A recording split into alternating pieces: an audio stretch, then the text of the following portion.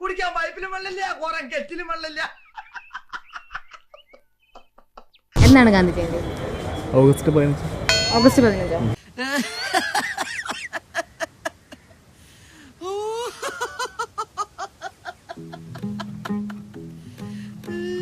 അപ്പൊ ഇൻഡിപെൻഡൻസ്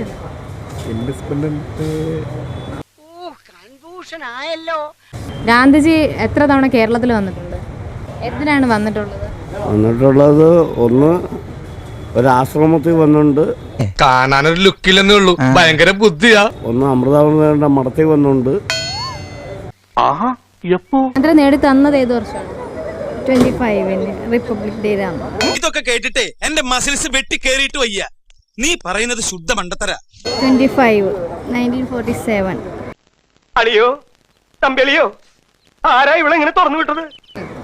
25 ജനുവരി. ഇപ്പൊ താക്കോൽ അവിടെ ഉണ്ട്. മരുന്ന് അവിടെ വെച്ചേക്ക്, അവിടെ ഇരിക്കട്ടെ, അവിടെ ഇരിക്കട്ടെ, അവിടെ വെച്ചേക്ക്, അവിടെ വെച്ച്.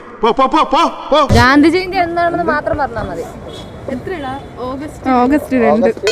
വല്ല വാഴയും വെച്ചാ മതിയായിരുന്നു. ഗാന്ധി ജയന്തി എന്തിനാണ് ആഘോഷിക്കുന്നത്? എനിക്ക് അറിഞ്ഞൂടെ. ഗാന്ധിജി ആരാണ്? ഗാന്ധിജി ആര്? ഞാൻ നിന്റെ തന്ത, ഇവരൊക്കെ നിന്റെ മറ്റു തന്തമാര്. ഗാന്ധിജി ഇന്ത്യയിലെ ആരാണ്?